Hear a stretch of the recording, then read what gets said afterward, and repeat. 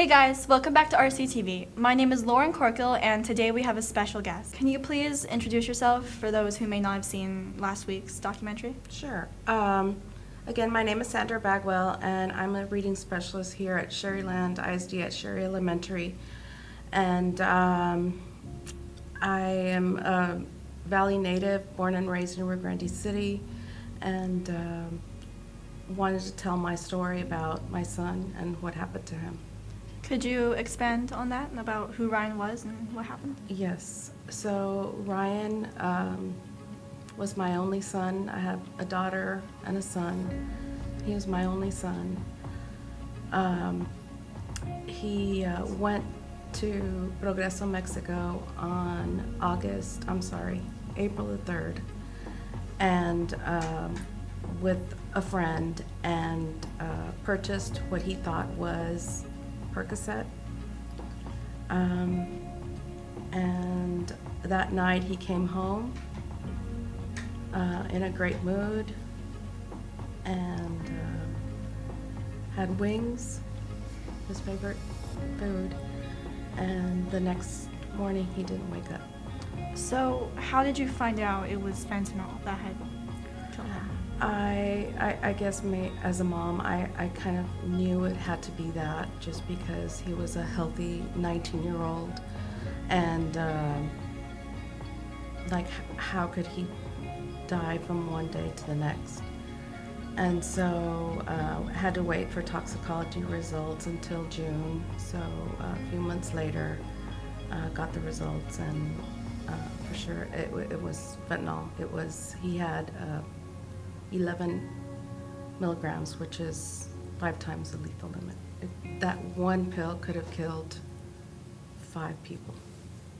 And what have you done in the months since Ryan passed? I've been trying to advocate, spreading awareness. I just feel that that's what Ryan would want me to do, save lives. Unfortunately, I was not able to save my son. But I don't want another family going through what we're going through.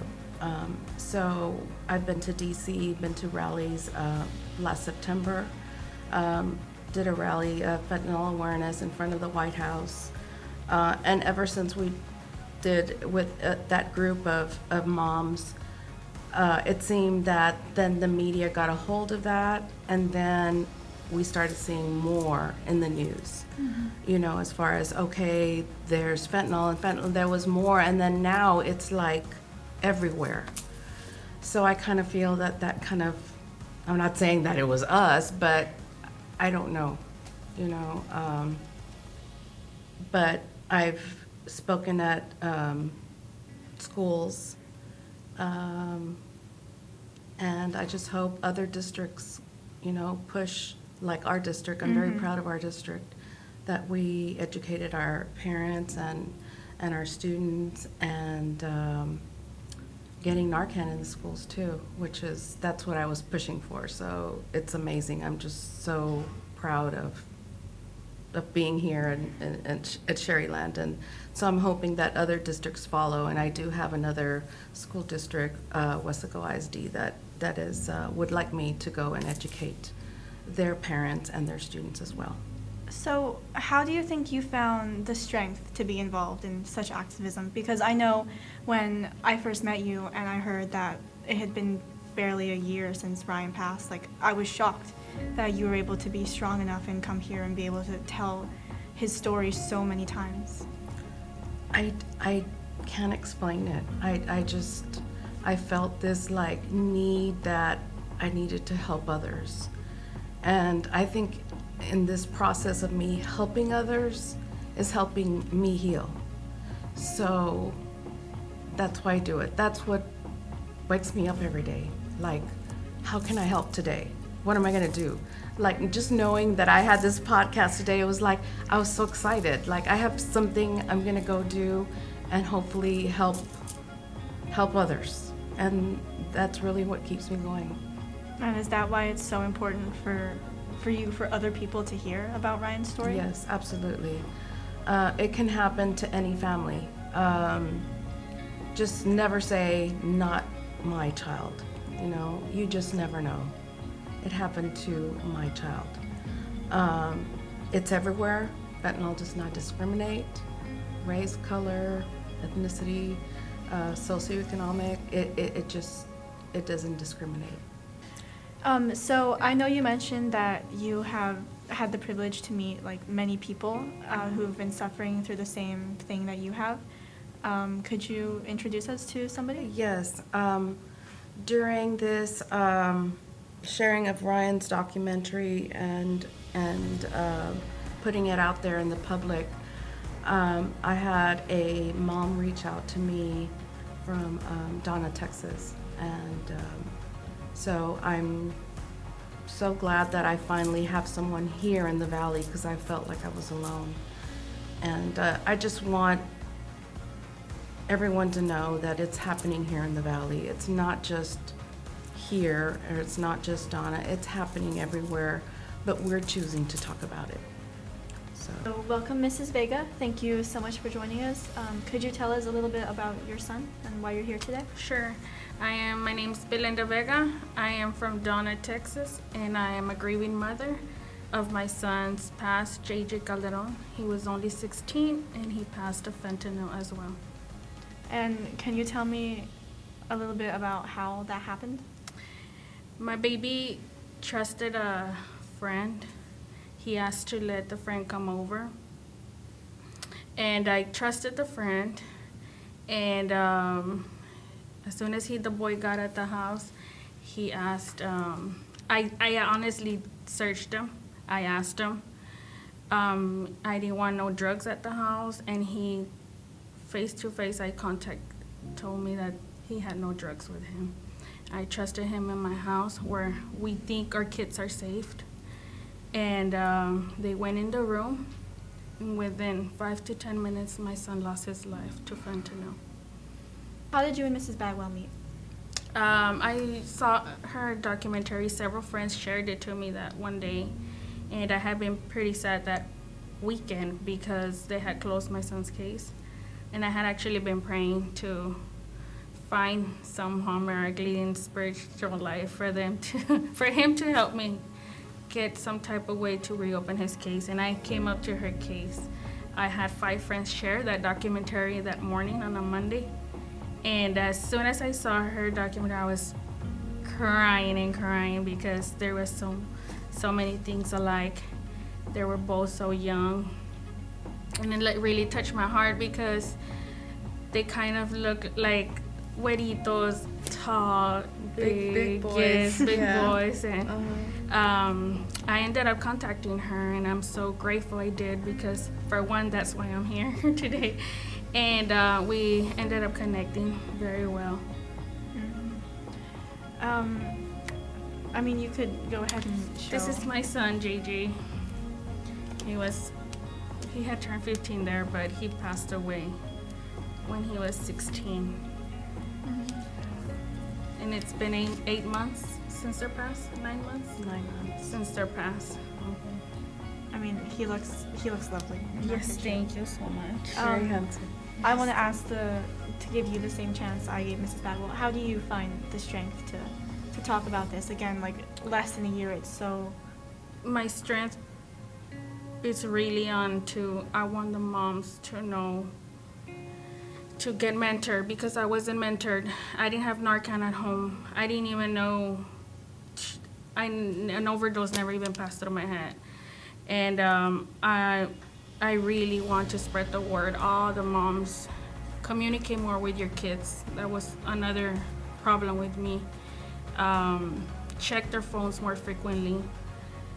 The friends, observe the friends more, and let's more, all of us get more educated into the Narcan and the CPR and all the medical things that we could save our child at that minute, because you lose it in that moment.